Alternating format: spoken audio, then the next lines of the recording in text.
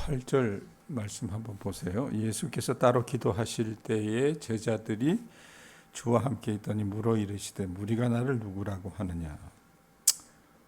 어제 우리가 봤던 말씀 여러분 혹시 기억하십니까? 제자들을 파송하시고 보리떡 5개와 물고기 2마리로 5,000명을 먹이신, 있을 수 없는 일이잖아요. 하나님의 아들 그리스도이시기 때문에 메시아로서 그 백성을 먹이신 그 이적을 보이신 거라 그 말입니다. 자, 그렇게 큰 일을 행하시고 나서 예수님께서는 어떻게 하시냐면 18절 앞에 있는 말씀에 있는 것처럼 사람들에게서 벗어나서 기도하셨습니다. 그러면서 주님은 제자들에게 이런 질문을 던지세요. 18절 뒷부분에 뭐라 그래요? 무리가 나를 누구라고 하더냐. 여러분 누가복음의 이 전반부 9장 30절까지 이어지는 이 전반부, 세례 요한과 예수님의 이야기가 4장까지 이어지다가 이 갈릴리에서 사역 가운데, 예수님이 갈릴리 호수에서 사역 가운데 많은 이적들을 행하셨잖아요. 죽은 자를 살리시기도 하시고 귀신을 쫓아내기도 하시고 굶주린 백성을 먹이기도 하시고, 이런 어떤 이 이적들을 보면서 사람들이 예수님에 대해 갖고 있었던 어떤 그 심상이 있었다는 얘기입니다. 어떤 상이 있었는데 주님이 물어요. 무리가 나를 누구라고 하느냐. 19절에서 20절 보세요. 대답하여 이르되 세례 요한이라 하고 더러는 엘리야라, 더러는 옛 선지자 중에 한 사람이 살아났다 하나이다. 예수께서 이르시되 너희는 나를 누구라 하느냐. 베드로가 대답하여 이르되 하나님의 그리스도 신이이다 하니. 예수님이, 사람들은 그 예수님을 누구라고 보느냐고 물어보실 때에 제자들이 대답하죠. 사람들은 뭐라고 생각을 했습니까? 더러는 세례 요한이라고도 하고, 더러는 엘리야라고도 하고, 더러는 옛 선지자 중에 하나라고 그렇게 대답합시다라고 대답을 한 거예요. 그 사람들은 그렇게 보았기 때문에. 구약에 여러분 엘리야라고 하는 선지자는 얼마나 대단한 선지자였습니까? 기도해서 3년 반 동안 비가 오지 않게 했어요. 자기들 나름의 어떤 예수님에 대한 심상이 있었을 거라 그 말이에요. 자, 그런데 그 대답을 듣고 예수님이 뭐라고 얘기하십니까? 무리가 그렇게 대답하더라면 너희는 나를 누구라고 하느냐? 너희는 나를 누구라고 하느냐 물으셔요. 그랬을 때 제자들 중에 대표격이었던 베드로가 이 얘기를 해요. 기가 막힌 고백을 하죠. 누가복음의 이 고백이 여러분 다른 복음서와는 좀 다르긴 한데 뭐라고 얘기합니까? 20절 후반부에 하나님의 그리스도 신이다 이 표현합니다. 이 말은 주는 하나님이 보내신 그리스도이십니다. 이렇게 풀었을 수 있습니다. 자, 그리스도라고 하는 것은 누가복음 우리가 초두에 풀면서 히브리 말로 메시아하고 같은 말이라 그랬어요. 예? 그러니까 약속된 그 종, 하나님께서 약속하신 그 종, 그걸 메시아라고 얘기합니다. 자, 여러분 수백 년 동안 유대인들은요 희망을 잃지 않았습니다. 어떤 희망을 잃지 않았냐면 이들은 지금 여러분 피지배 민족이잖아요. 억압받는 사람들입니다. 그랬기 때문에 마음속에 특별한 왕, 구약의 많은 선지자들이 약속했던 과거 이스라엘의 모든 기름 부음 받은 자들을 능가하는 하나님께서 보내시는 메시아를 기다렸다고 말입니다. 자, 그런데 그 메시아라고 하는 인물은 어떤 인물이냐? 단순히 어떤 능력이 출중할 정도의 그리스도가 아니라, 여러분 오늘 우리 개역 성경에는 그 표현이 나와 있지 않지만 영어로 정관사라 그래요. 그 그리스도라고 얘기합니다. 그 메시아. 그러니까 구약의 이사야와 다른 선지자들은 이 이스라엘의 궁극적인 왕이 그분의 백성을 이들이 바라는 대로 영광스러운 미래로 인도할 것이라고 예언을 했어요. 그걸 이 유대인들은 알고 있었거든요. 그래서 이렇게 억압에 시달렸던 예수님 시대 유대인들은 이 하나님의 그 그리스도가 다스리는 통치는 이전과는 다르게 유례 없이 풍요롭고 복된 시절을 가져올 것이라고 이들이 다 희망했고 그것을 바랐다는 얘기입니다. 그래서 그리스도가 외세의 폭정으로부터, 이 로마의 폭정으로부터 나라를 구하고 독립을 시켜준다는 얘기예요. 예? 또 전 세계가 이 예수 그리스도의 다스림을 받게 될 것이라고 이들은 생각을 했어요. 결국 메시아, 이들이 얘기하는 메시아, 이 지금 제자들의 대표격이라고 얘기하는 베드로가 얘기하는 메시아, 즉 그리스도를 기다리는 사람은 어떤 마음의 생각들이 있었냐면, 여러분 로마를 이기려면 어떻게 이겨야 돼? 백권사님, 칼과 무기로 제압하면 여러분 그 사람들을 어떻게 이겨야 됩니까? 동일하게 어때요? 같은 방법으로 이겨야 되잖아요.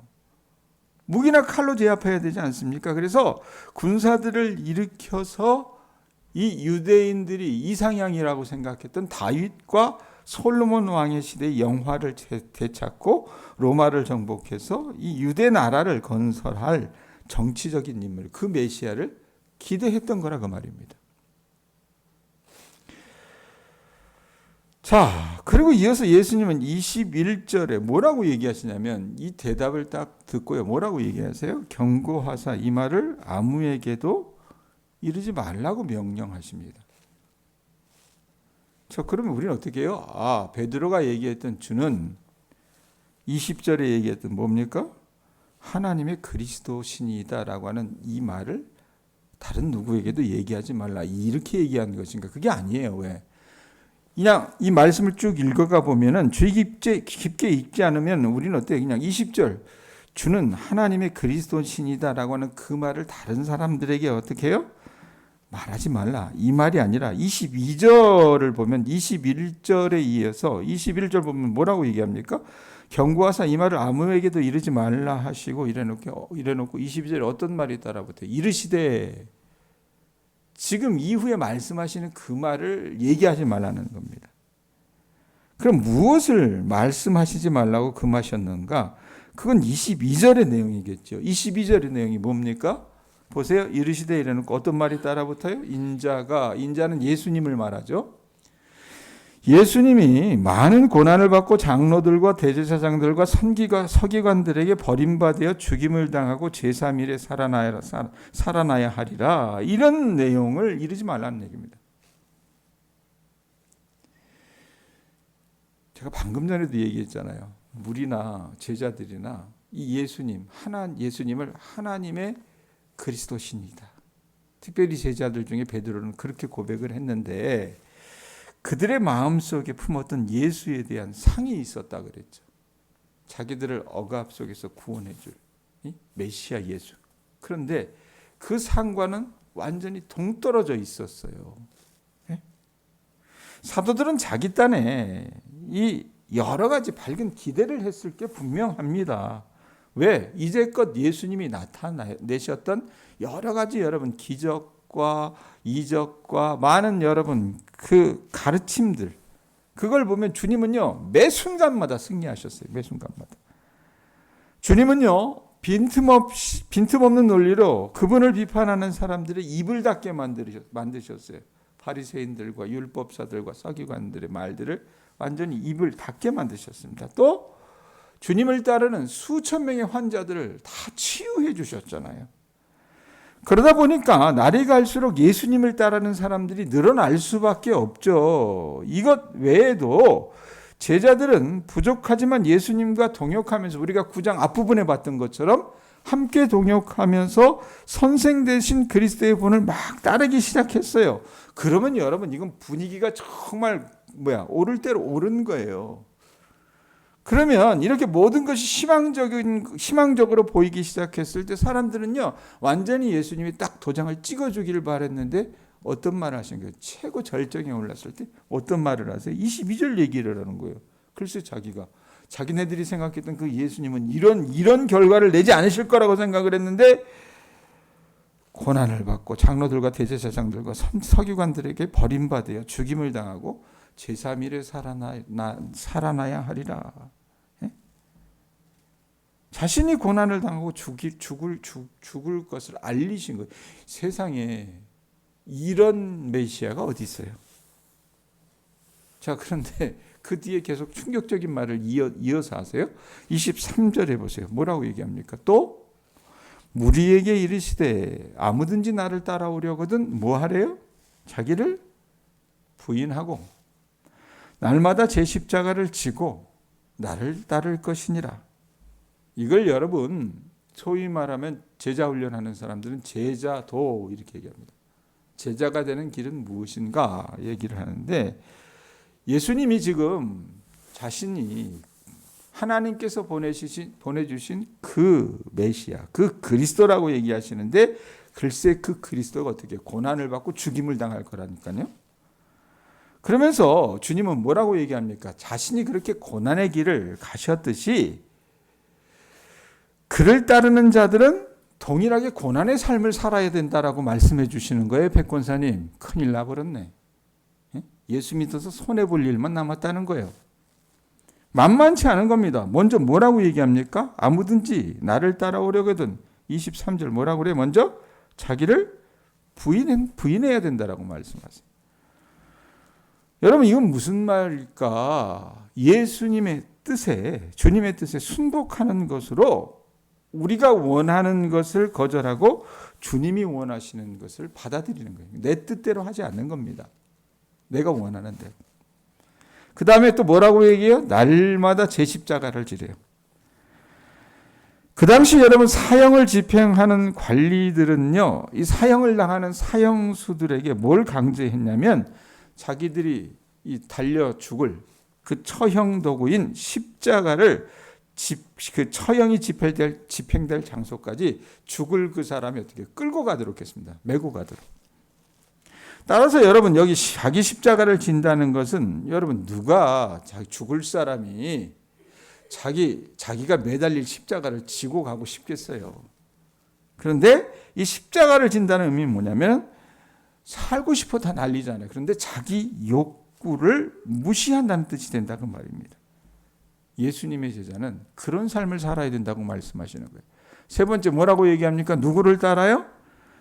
예수님을 따라야 된다라고 얘기해요. 예수님의 발자취를 따라 예수님이 하신 대로 살아야 된다라고 말씀하세요. 예수님은 여러분 세속적인 욕망을 다 내려놓으시고 하나님 나라를 위해서 모든 것을 내어주셨어요. 그러기에 여러분 주님에게 그 길은 어떤 길이었습니까? 23절에 얘기하는 것처럼 어떤 길이었습니까? 아니 22절에 얘기하는 것처럼 어떤 길이었습니까? 예? 죽음에 이르는 길이었다고 말입니다.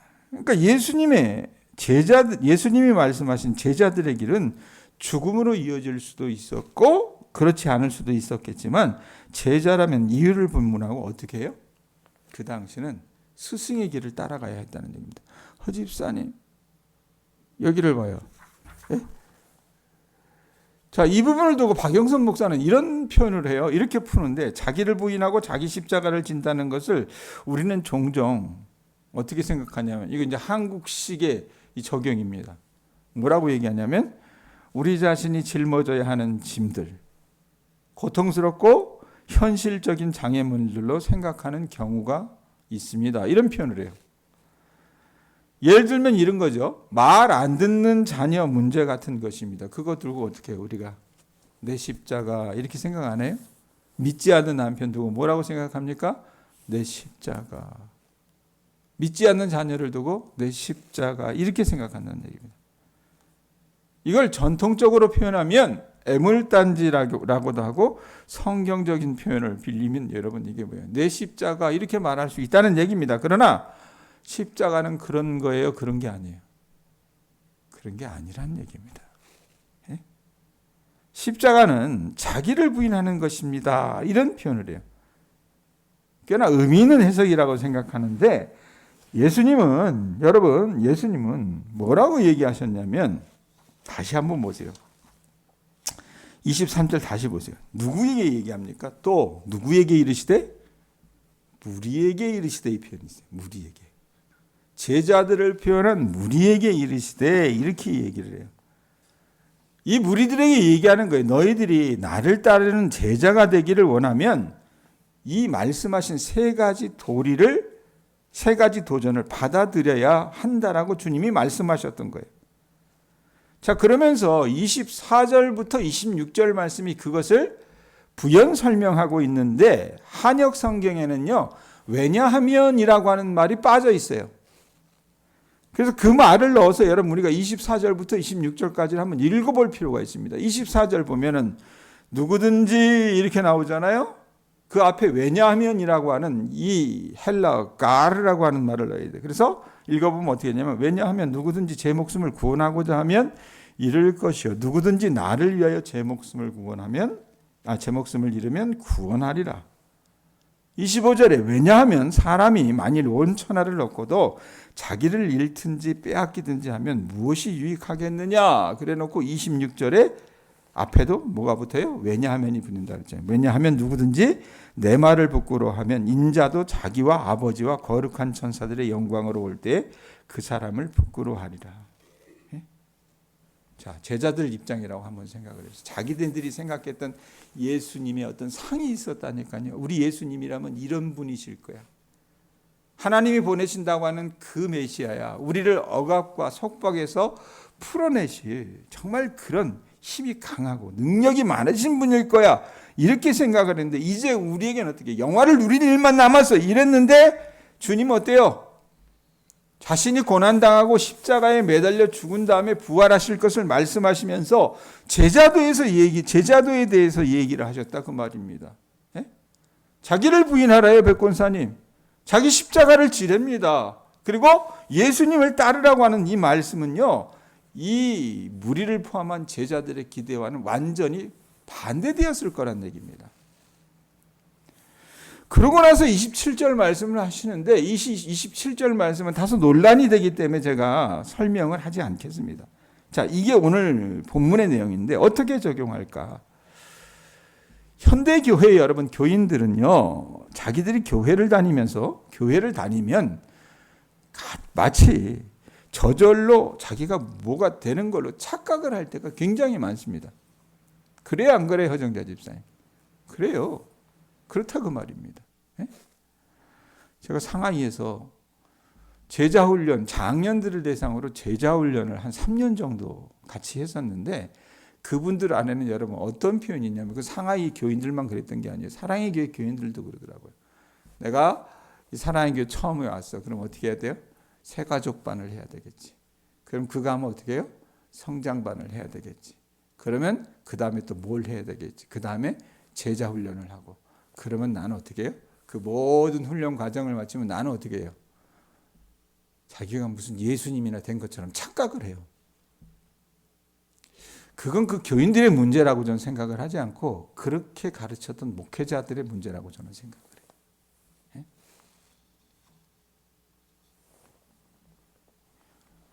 자기가 뭐가 된 것인 건 마냥 착각할 때가 굉장히 많아요. 그런데 여러분 교회를 그렇게 오래 다니거나 자기 스스로를 자기가 그리스도인이라고 여긴다고 다 예수님의 제자이겠어요? 아니겠어요? 제자가 아니라고 말입니다. 많은 사람들이 제자로 부름받고 제자로 가르침받으며 격려받고 훈련받았다고 생각하지만 그저 여러분 이 사람들은 어떻게 해요? 주저앉아가지고 천국이 임하기를 기다리기만 한다 그 말입니다.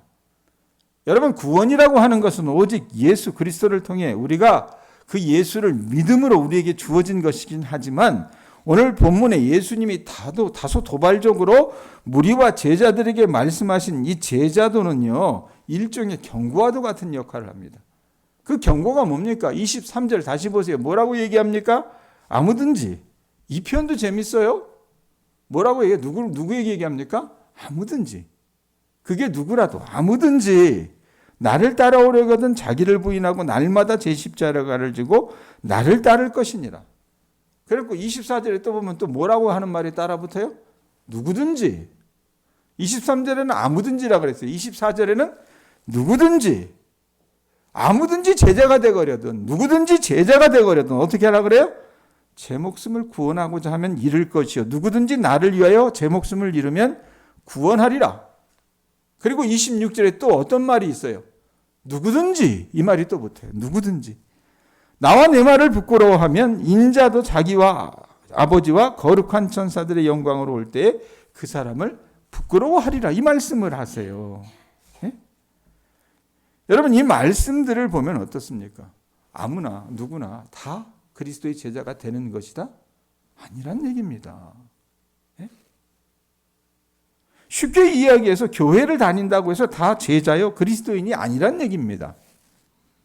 그러기에 여러분, 오늘 저는 두 가지 점검 포인트를 가지고 우리 자신을 좀 살필 것을 말씀드리고 싶습니다. 첫 번째, 예수 그리스도를 따르는 것은 단순히 우리가 예수님을 믿는 것 이상의 의미를 갖고 있습니다. 거기에는 반드시 예수님에 대한 순종이 뒤따르게 되어 있습니다. 네? 여러분, 우리의 회심은요, 그리스도를 믿음으로써 이루어지지만 그것은 단지 뭐에 불과하다고요? 시작에 불과해요. 시작에. 예? 정말 우리가 믿으면요, 우리는 어떻게 됩니까? 여러분들 예수 그리스도를 믿으십니까? 믿으면 어때요? 예수님을 배우게 되고요. 배우면 어떻습니까? 그 예수님의 삶과 행적을 배우게 되면 우리가 예수님처럼 변화됩니다. 이거 아셔야 돼요. 그리고 변화되면 어떻습니까?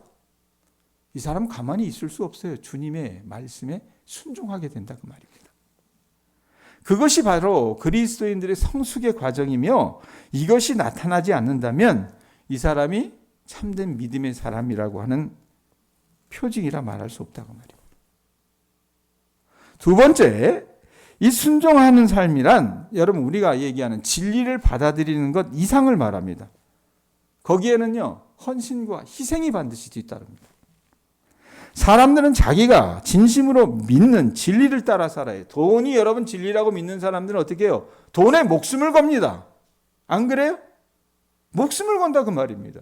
명예가 여러분 진리라고 생각하는 사람들은 그 명예를 쫓아 아주 그냥 애걸복걸하며 삽니다. 마찬가지라는 얘기예요. 어떤 사람이 예수님의 가르침을 여러분 진실되게 믿는다면 일상에서 그 사람의 삶이 그 증거로 보여줄 것이라 그 말입니다. 그러면 여러분 우리 생각을 해요. 어떻게 예수님처럼 살아? 어떻게 이렇게 완벽하게 순종한단 말인가? 완벽하게 순종할 수 없죠. 왜? 우리 자신이 흠결이 있는 존재인 것을 알기 때문에 완벽하게 순종할 수는 없겠지만 어떻게 해요? 매사에 그래도 주님의 말씀을 배우고 삶 속에서 그것을 적용하는데 애쓰는 사람이 그리스도의 제자라는 얘기입니다. 예? 그렇기 때문에 여러분 우리가 예수님을 따르고자 한다면 우리 삶에는 뭐가 나타나요? 날마다 발전해야 된다는 얘기입니다. 성숙의 열매가 나타나야 된다는 얘기입니다. 만약 그러지 못하다면 우리는 이 새벽에 우리 자신을 한번 돌아보셔야 한다는 얘기입니다. 한국 교회가요, 여러분 정말로 안타까운 건 뭐냐면 이 제자 훈련이라고 하는 말들을 너무나도 남용을 했어요. 그래서 그 제자 훈련을 한다고 하면서 제자를 누구의 제자를 만들어요? 목사의 제자를 만들고 앉아 있어요. 목사 말 잘 듣는 사람. 그러면 하나님 말도 잘 듣겠거니 생각을 합니다. 그래서 교인들을 자기 마치 사병 부리듯이 부리는 게 여러분 작금의 한국교회의 현실이라고 말입니다. 그런데 분명히 아십시오. 오늘 주님이 우리에게 말씀하신 제자도의 본질은 뭡니까? 그리스도의 가르침을 여러분 우리가 순복해서 우리 삶에 예수님처럼 변화되고 변화하는 그 과정 속에서 주님의 가르침을 순종하는 여러분 그 삶의 열매들이 나타나야 된다는 얘기입니다. 아셨어요? 여러분들에게 이런 열매가 나타날 수 있기를 예수님의 이름으로 축원합니다. 기도하겠습니다.